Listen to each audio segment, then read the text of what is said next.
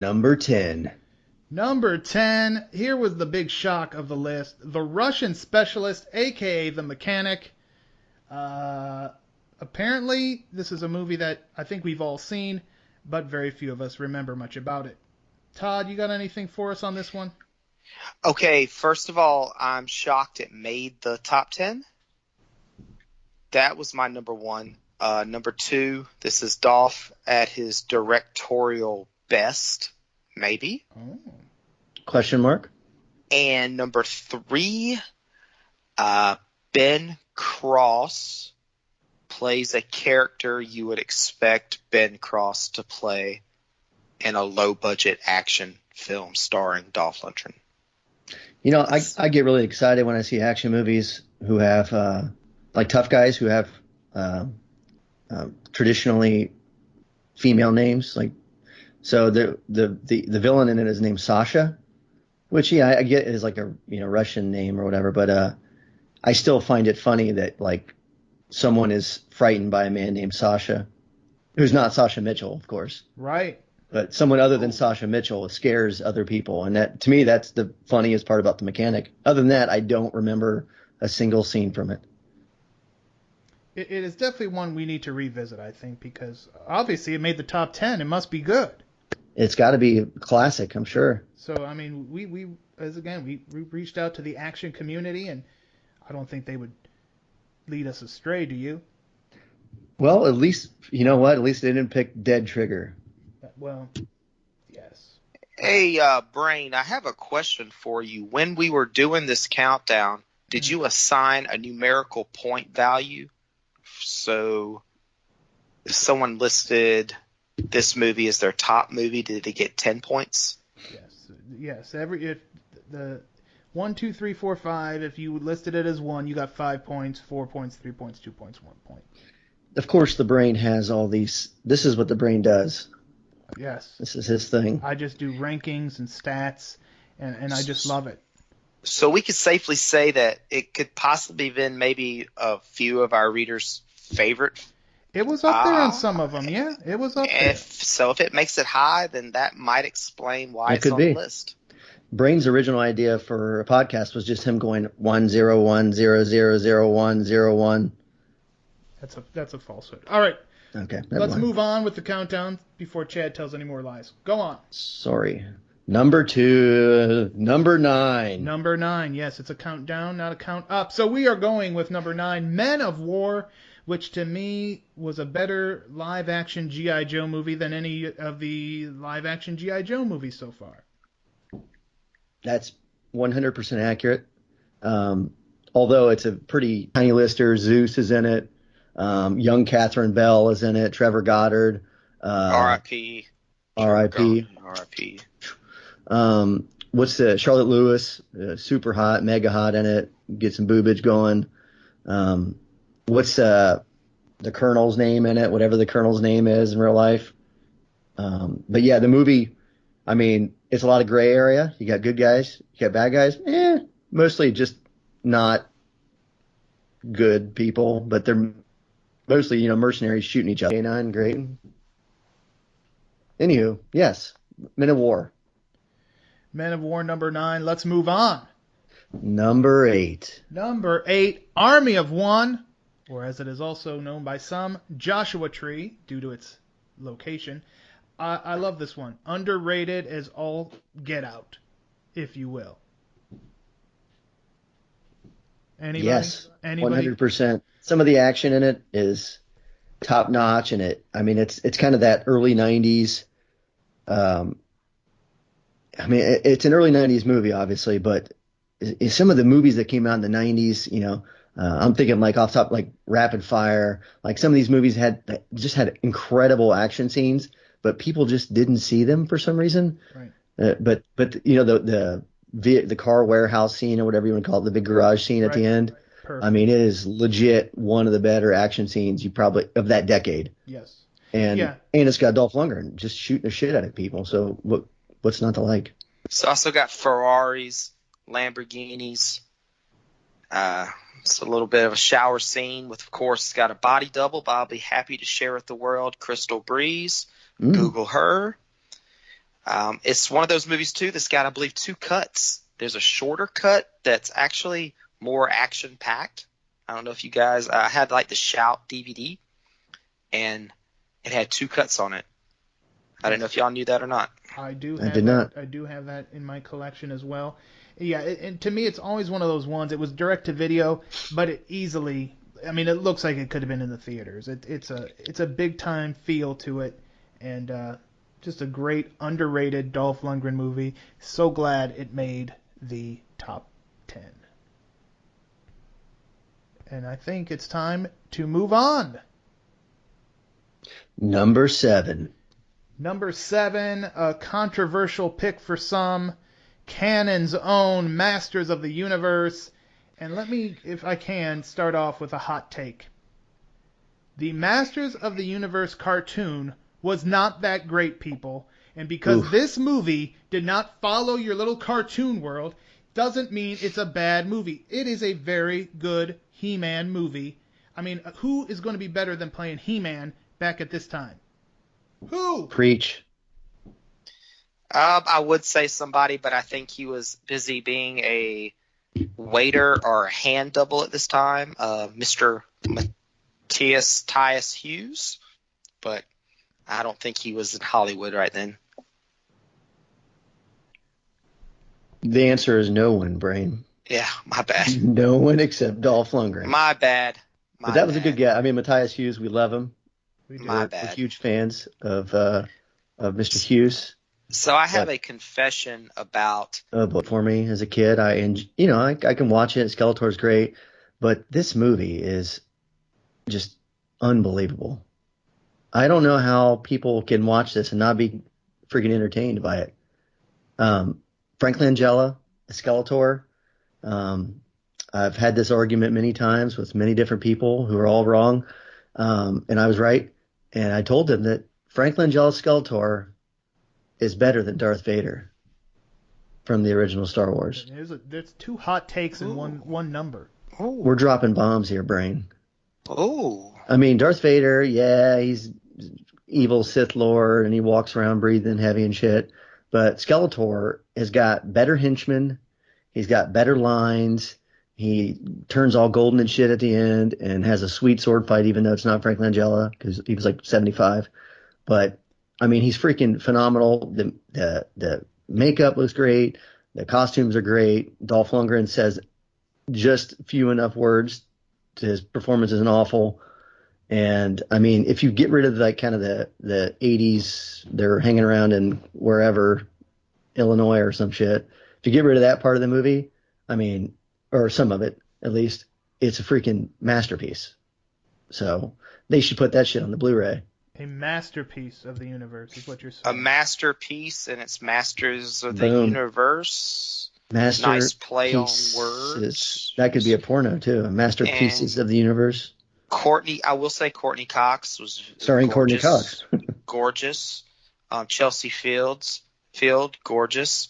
Put them together for their own master movie, and I'd be down. Yeah, throwing a Meg Foster eyes. The Meg Foster eyes. Just the eyes, guys. Just the eyes. We're filming from the eyes up. I think that's our cue to move on in the countdown. Kind of got off track there, didn't we? Yes, sir. All right, here we go. Number 6. Number 6 is Red Scorpion, another great one from an early Dolph Lundgren film. I love this one. It had been years since I really sat down and watched it from beginning to end, and when I did, that truck scene with the chase in the truck, that is movie gold. Long Tall Sally's playing, which of course everybody also remembers from The Great Predator. I love that scene, and it's a not a great movie, but it's a real good effort, especially early on in Dolph's career. Guys, do you think that a lot of people that were watching, like, let's say they watched this in 1988, do you think they thought Dolph was actually a Russian? Just because I'd say yes. Right.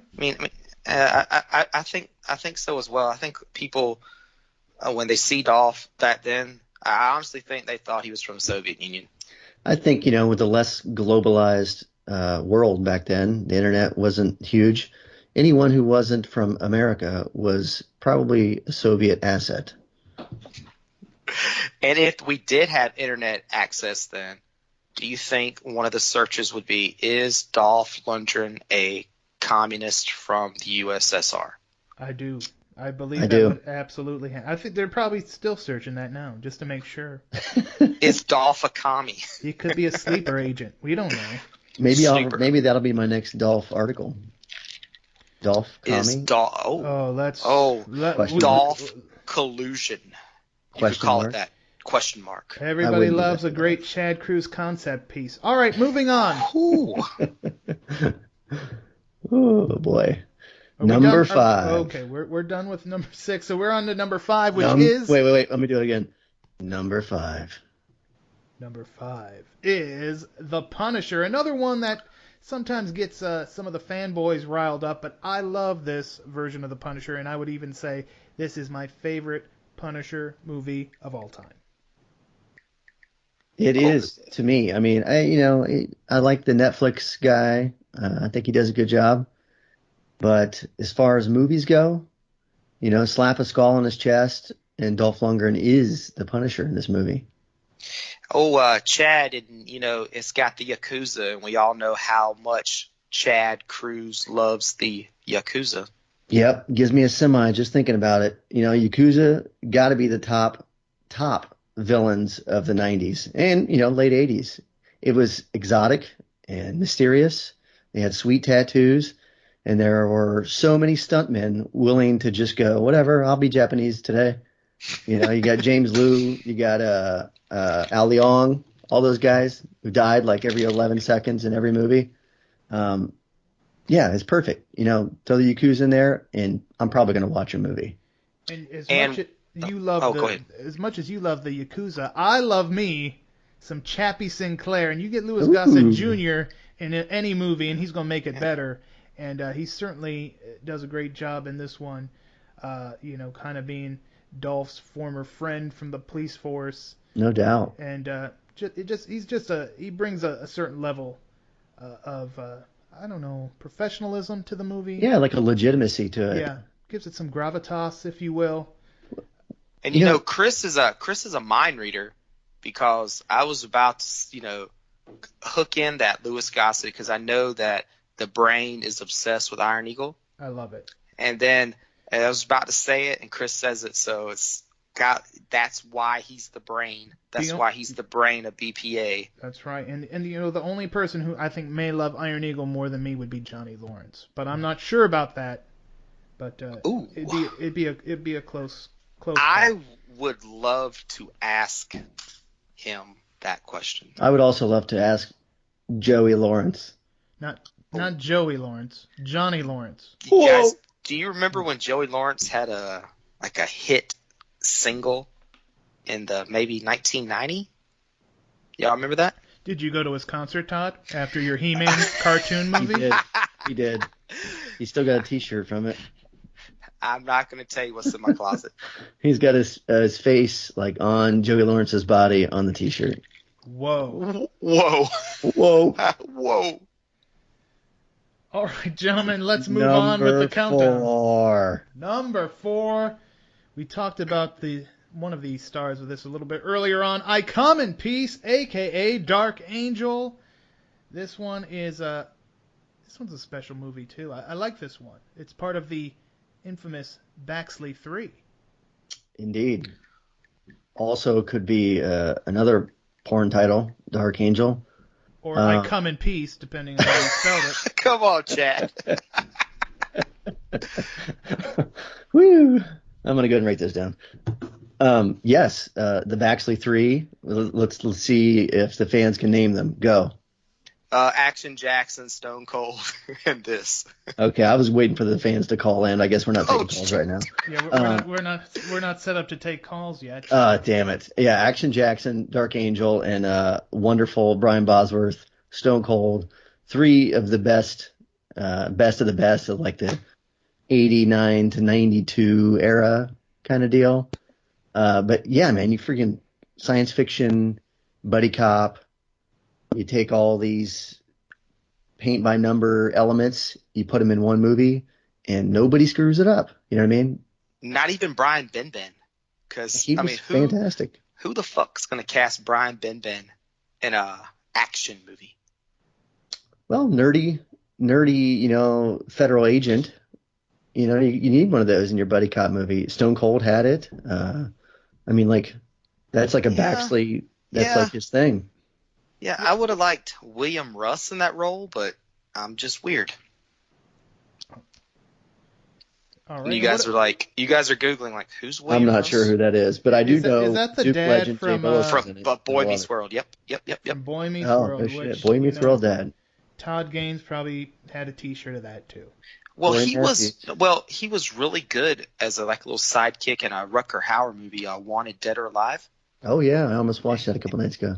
And when I watched it recently, I was like, damn, yeah, exactly. I was like, damn, William Russ would have rocked it in I Come in Peace, but we have Dream On's on Brian Benben. Go ahead. I like the fact that this movie did not deter from CDs and DVDs from gaining popularity. That's true. Because if you saw that, you might think, holy crap, that thing's going to kill me. I'm not bringing that into my house. It could have meant the downfall for the music industry. And wasn't this like a huge something to do with the Super Bowl? Am I just dreaming that? No, I think you may have read that in a book. Yeah. Oh, okay. I got you. Dream. I got you. I must have been a dream. But also, incredible Terminator-style performance by Matthias Hughes as Why Bad wasn't he Alien. nominated for an Academy Award for his role in this? It's conspiracy. Why does Mr. Hughes not have an Academy Award? I don't know. He delivered that line like nobody else could. I can tell you that much right now. Hell yeah. There might be a couple of adult film stars that could deliver that line. Here we go. That's it. Here we go again. All right, and that's usually our cue that it's time Podcast to for move another on time. in the countdown. Number 3. Without this one, I don't know if we'd even be having this conversation right now. Number 3, Rocky IV, where Dolph Lundgren kind of had his huge coming out party as Ivan Drago. I'd say that there were many a baby born 9 months after the release of this movie. All the ladies watching these montages and, big shirtless Dolph, big shirtless Sly, just sweating it up in a barn and going home and, taking care of old daddy. The American way. Everybody was filled with American pride and apparently, in Chad Cruz's estimation, lust. Lust. And this movie, was this the movie that killed the Cold War? This is the film, Ronald Reagan and Sylvester Stallone had a lot of meetings, in dark rooms and dark alleys and talked about how are we going to beat the Soviets. And I'd say late 80s or mid 80s, Sly and old Ronnie got together and said, this is what we got to do. This is the spark that's going to light a fire. Let's crush the commies. And Rocky beat the shit out of Dolph, fake Soviet Dolph, but he beat the shit out of him nonetheless. And it was the beginning of the end for the old USSR. I cry every time I watch Rocky IV. I probably haven't watched it in a very long time, but I'm such a huge Apollo Creed fan that I would watch the movie over and over as a small child, praying that he would live, dancing to living in America. And then he dies. And then my hatred of communism. I think that's when my hatred of communism was really from Rocky IV and Dolph killing Apollo. That cemented it for you. And again, that's a big thing. I mean, Apollo Creed, this larger-than-life character, what a way to, in wrestling terms, I mean, this is you're strapping a rocket to Ivan Drago's ass and giving him the big push because he's taken out one of the most beloved guys of all time, one of the most accomplished champions of the era, Apollo Creed. I mean, he was a made man right then and there. No doubt. You know who would never do that? Who's that? Suburban Commandos, Hulk Hogan. He would never put a guy over like that. You know who would? Gene Snitsky, my dog. Exactly, Mr. You know what? I pulled it up on Spotify, And I'm sure it is. YouTube's got everything, dog. No, I meant your workout. I'm surprised we haven't Oh, seen my that workout? yet. Yeah. Man, you got to pay for that shit. Okay. You guys want to hear a fun Todd Gaines fact, RTG? Let's hear it. I've actually met the late James Brown a few times in my life, being that we hail from the same city. And I would see him every now and then on the streets and just say, "What's up, James? Mr. Brown?" We have a huge James Brown statue. I used to have a little dancing James Brown doll at my house. He's been one of my favorite recording artists since I was a small child. Hell yeah. Jail or no jail, drugs or no drugs, I love me some James Brown. R.I.P. R.I.P., brother. Hardest working man in show business will Exactly. never be forgotten. And He still hasn't been buried, believe it or not. Hmm. He's like in a mausoleum or whatever. They've still never actually buried the man. There's been a fight over his estate this whole time. Hmm. No. No, I think it's time for us all to put away all our differences and throw this guy in the river. Yeah, Ah. he's never been buried. I thought They showed his you were going to funeral say on television. Michael Jackson danced at his funeral. My dad called me on the phone and said, "You gotta turn it on the TV right now." It was James Brown's funeral and Michael Jackson was getting down. Damn. Who knew that they would all be gone? that is You a could probably funky funeral. play that final scene, from Rocky IV, amongst the two parties of the people that are arguing about the body. Ah, yeah. I bet they would Right. meet in the middle. That's what it does. I like Bring what people you together. Yeah, you bring a great. I mean, if that speech Oh, could wow. bring two warring countries, Wow. two just different philosophies in the world together, certainly it could solve the problems between the James Brown contingent. Yeah, I think there might be some kids. Who knows? I'm not an expert on all things James Brown, but he's not buried and he's been dead since maybe 2006. So Right. it's crazy. I thought Chad was going to say it's time to put Brown in the ground, but instead he went with the river. And now we're going to go on with our countdown. You always flush Brown, by the way. Number 2. Flush them down. Flush them down. Number 2 is a great one. Universal Soldier. This was my personal favorite. This was my number 1. I love Dolph in this one. To me, this is Dolph's best role. Such a great villain. I think part of the reason it's such a great villain because Like, oh, this guy's pretty interesting. Whereas Van Damme's just kind of like robotic for most of the movie. And he has his quirks and he has his little comedic. Than John called Van Damme. That's just my opinion. And I think that's part of the reason they gave Van Damme his little female sidekick in the movie. Right. Which kind of helps balance that whole thing out because she was excellent as I mean, she was that's Oh, to me yeah. one of the best female characters in a Van Damme movie of all time. Can we invite Allie Walker on our podcast? We certainly Just- can. I'd love to. I don't know that she's going to accept the invite, but yay. That's officially an invitation just put out to her. So if she's listening, And Allie. I'm sure she is. 100%. Allie, call Real Todd Gaines and let's get this going. Allie, I loved you in Santa Barbara. You know, Roland Call me. Emmerich, director Roland Emmerich, Yes. probably most well known for directing a little film called Ghost Chase. No? No? I don't No, think okay, so. never mind. But yeah, Stargate, Independence Day, Godzilla, The Patriot, all kinds of good shit, man. I mean, dude has a resume that you're kind of surprised that he's not like putting out like crazy action movies, in 2019, as opposed to, like he kind of peaked in, 98, 2000. Still making movies today, just not big ones. Just smaller scale. He's just rolling along there, brother. I blame that second Independence Day movie. It probably killed it for him. Could have been. Doesn't take much in Hollywood. It's a fickle world over there. Amen. All right. I should know, Brain. Yeah, of course. Let's move on. Number 1. Number 1 with a bullet, as they say. This one, by far, was a runaway winner. Showdown in Little Tokyo. And I have to believe that is due to the off-the-chart chemistry between Dolph Lundgren and Brandon Lee. I mean, these guys it was like they were meant to work together, and we are so lucky to get this film. Just a great film all around. Heck yeah, man. And I also think that when people were voting, this had to make almost everybody's list. So even if it wasn't their favorite movie, it might have been their third favorite movie, or their fourth, or their second.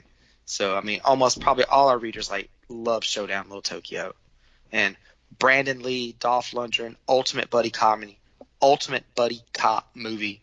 Brandon Lee, I said it, I'll say it again, was taken from this world way too soon. Who knows what he would have become? I honestly believe he would have been as big or bigger than his father, and I will always believe that. That is our third hot take on this episode. That's potentially the hottest of all takes. Right, I was going to say, we're going to get some people talking here. Chad, your thoughts on Showdown Little Tokyo? You know, I always say that if you can't describe an action movie in one sentence, then it's probably not worth watching. And I'm gonna just read you a one sentence synopsis for Showdown Little Tokyo. Two LA cops with opposing views on what is the best way to uphold the law have to work together to bring down the Yakuza while trying to protect a beautiful woman. Now, I mean, this is 91. You know, I was like 8 years old, but I'd already pretty much watched every action movie there was at that point. But this is probably what I would have written. I'm like, yeah, two cops who are always the opposite of one another have to, you know, figure out a way to bring down the Yakuza. And there's a hot chick bouncing around. Just bouncing around with her, you know. And the crazy part, and this has been touched on in many discussions, is how Dolph is the one that embraces the Asian culture, and Brandon Lee is kind of just like this straight shooter. That's the crazy part with, you know, Dolph acting like he's a great warrior. Yeah, he's like adopted and he's an orphan or something in Japan. Grew up in Japan, yeah. I believe maybe his mother was Japanese. His father was probably a serviceman or something, I would assume. His father's probably Russian. It is pretty close to Japan. Yeah, we said that exact same time.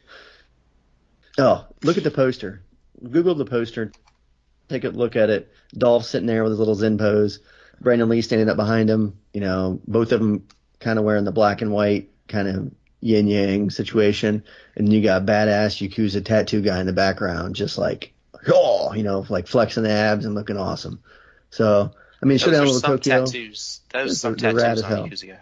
Showdown Little Tokyo was like, all right, Lethal Weapon, we're going to one-up you. And instead of just like going against crime, we're going against the Yakuza. Oh, you want a sweet finale? How about samurai swords? But did it this has also been touched on, I think, why maybe the box office wasn't there, because people were confused that this might have been like Big Trouble in Little China. Showdown in Little Tokyo, Big Trouble in Little China, very close to each other.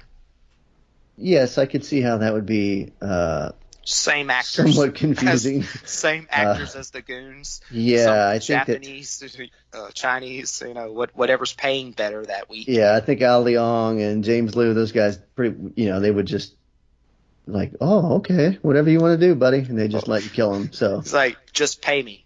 I'll come in. I'll put you over because you're gonna win the fight. I'll put you over, even though I could kick your ass in real life. Just make sure you pay me. Oh, also one of my favorite like 90s action movie tropes is like the torture scene. Like there were so many awesome torture scenes from like the early 90s where dudes would just like be tied to a thing and he'd be like shocking them, or like I'm going to cut your fingers off first, but nobody ever gets actually tortured beyond shocking. Right. With Gerald Okamura in there being the shock master, if you will. I love a good Shockmaster reference. I know somebody who actually is a member of the Gerald Okamura fan club. Hell yeah, he did. Yeah, and he said, "I'm like, is his name Todd Gaines?" No, he's not actually. You're too busy being a fan club of Joey Lawrence. You join the Yeah. Gerald fan club tomorrow. Actually, There's right no- after we're done with this, I want you to sign up for that fan club. Yeah. He'll send you pictures and stickers and all these little trinkets. So we might all three of us should sign up for it. Oh, okay. You know, I feel like one of us should, and it's probably you. Yeah, you're the one who brought it up. Yeah. You're the one that's obsessed with them. Well, I just know if you send him a self-addressed stamped envelope, he'll send you some trinkets. I once I was a member of the Star Wars fan club as a young kid, and I had a bumper sticker that I was so proud of that said, "I'm a Star Wars fan, honk if you," and it had a picture of R2. Oh, And it was- very cool. And it was, Wow. I loved it so much that I put it on our brown station wagon. I am did you so get any glad honks? you grew out of that stage. Oh, there was a couple honks. Yeah, the Turdmobile, that thing with that bumper sticker on the back, pure chick magnet. I am so glad you grew out of that phase, because you would not be fun to talk to right now. Who said I grew out of it? Well, at least you hide it well. There you go. I hide my Joey Lawrence obsession. You're talking about it right on here to the wall. How many times on have the I talked Bulletproof about Podcast. on an action podcast about Right. Dolph Lundgren, one Yeah. of the most macho men on the planet? And I've mentioned Joey Lawrence now at least 4 or 5 This times. potentially billions of listeners. Right, it's an unlimited audience. Will have access to this. So, Correct. well, that is it. The top 10 Dolph Lundgren movies as voted on by the readers of Bulletproof Action and the followers on our social media platforms. And this is a great time to remind everybody about our website, bulletproofaction.com, where we have something new on the site each and every day. So you always want to check out what's going on over there.